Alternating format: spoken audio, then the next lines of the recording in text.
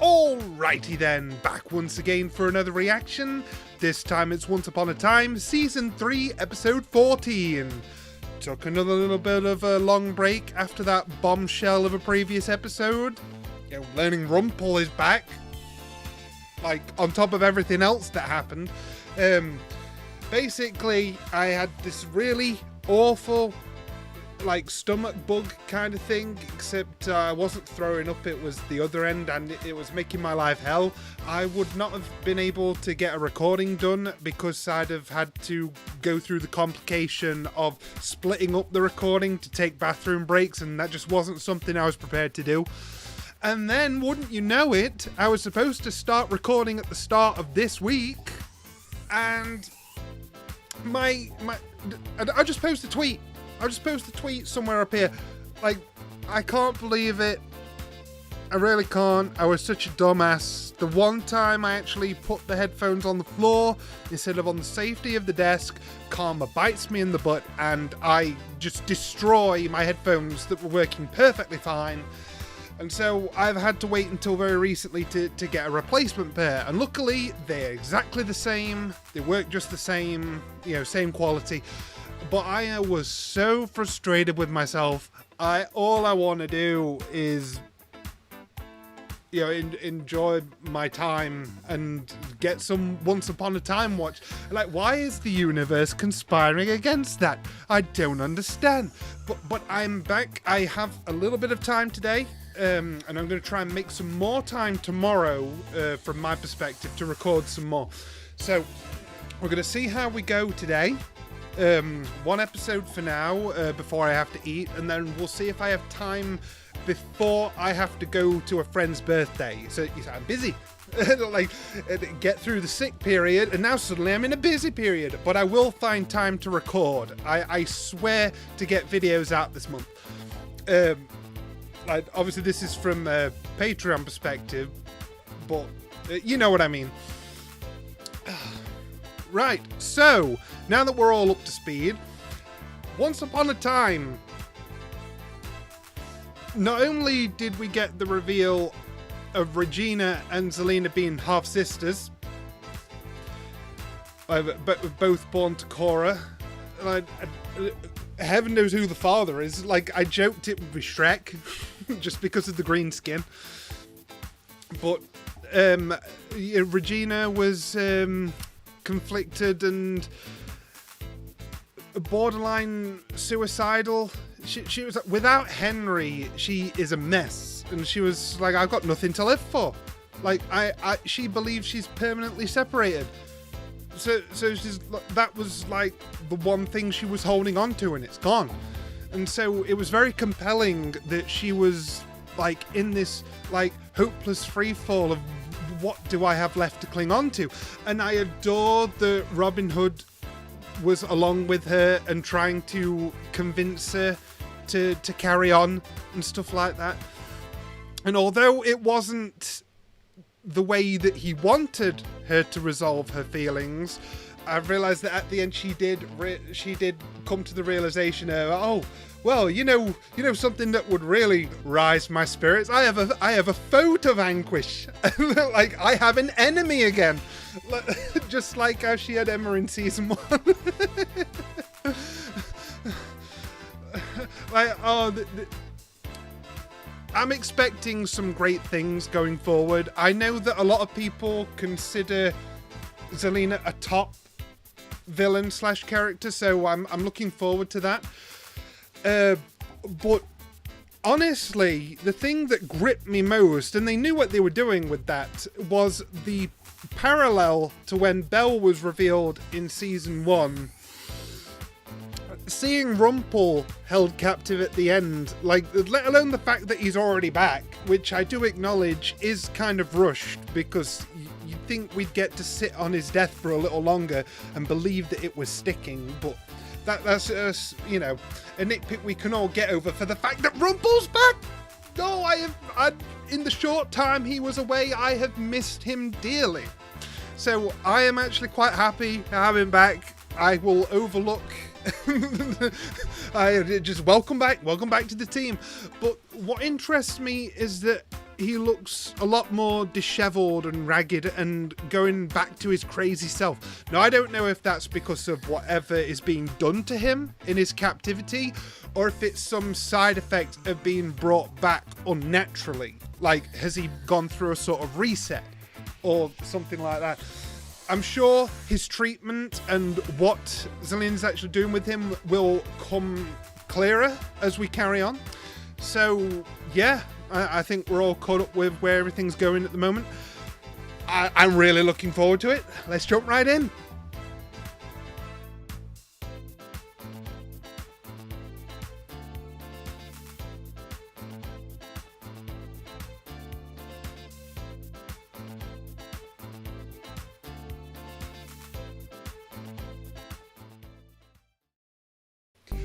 Wow, okay, as I said during the reaction, I am very, very happy. I come back in and I get something really pleasant. Like this was like so relaxingly paced, like very clear in its ideas, and I think it executed them really well. I really enjoy that we delved into the depth, or more depth of how the parents feel after the whole Emma situation and how her life turned out and stuff like that. I'm actually really glad that we got a little bit more of that focus on, like, you know, the fear of it all happening again. Like, you know, the fear that I might not even be up to this, because, like, look how last time turned out. Like, I didn't get any chance to actually be her father growing up. Like, so I'm worried about what will happen with the new kid. And I'm like, that is so grounded and relatable for a character's problem. And I really love it. I really love it. And the way it was handled, I thought was done really well.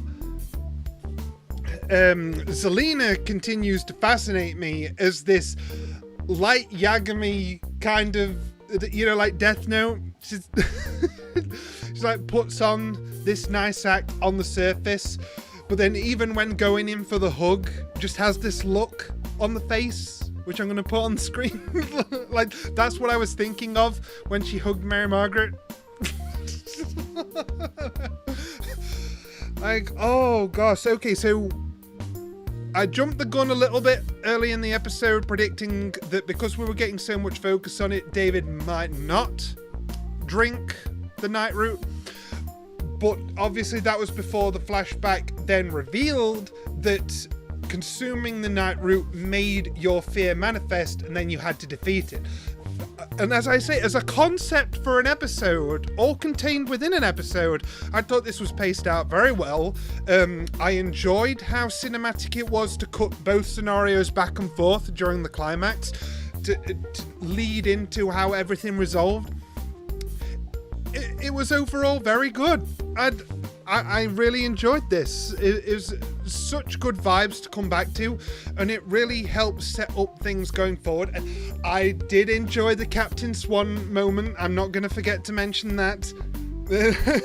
With those, no, I'm actually glad, because if you got your heart broken, it means it still works. And it can be fixed, you know. It was like such a hook way to word it, but I thought it was sweet.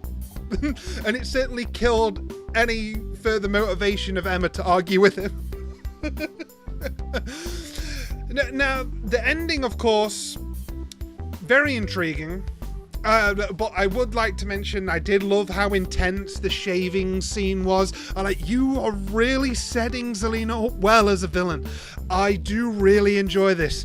This cold, methodical approach is so deliberate and cutting, literally, but you know what I mean. She's effective.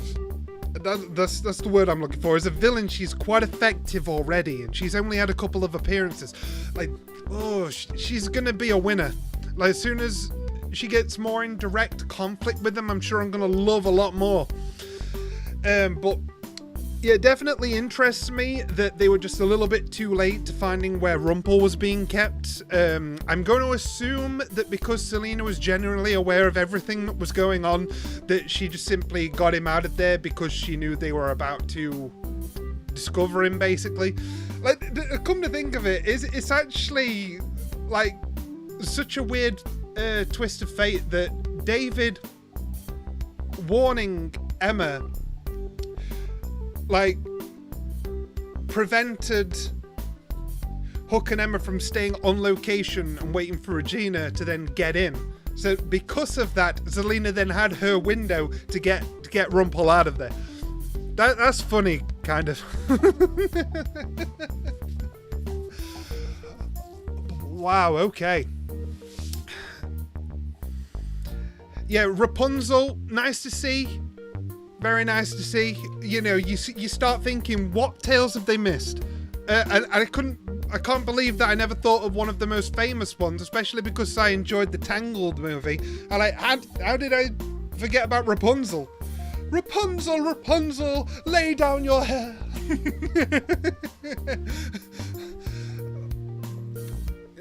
Yeah, I thought that she was implemented very well to like.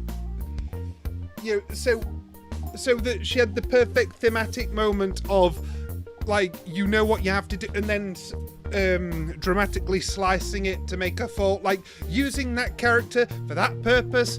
Very well placed, very well placed. I do like that. But it also tickles me that like, I'm going to assume that this doesn't mean David is now robbed of all courage, because that didn't seem to be the impression that we were being given. But it's like the courage he imbued through his hilt has been taken. So like a sample of his courage. Kind of like when Rumpel was collecting hair to put into special potions and stuff like that. Like... So it's like, for some reason, Zelina has just basically captured the essence of his courage. So obviously this ties into the original Wizard of Oz.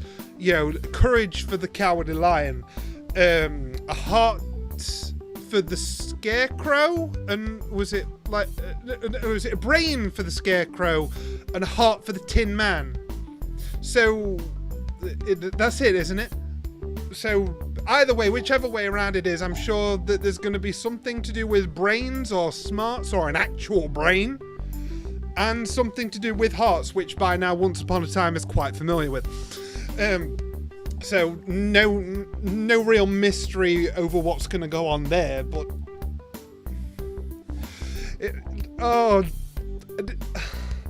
I do love that the Wizard of Oz is getting this whole massive arc. It's very good, very good. But yeah, no complaints. Very happy. This is Once Upon a Time doing what it does best. It's amazing. It really is. Like the charm, the humor, the pacing, the direction. Again, everything I felt hit home with me. Like the theme of the episode and the way it was executed. The pacing of it, everything. I'm impressed. Excuse me. Yeah, no, I'm happy. Whew. I don't know what else to say. This was a good episode. Looking forward to the next one, and I shall see you guys next time.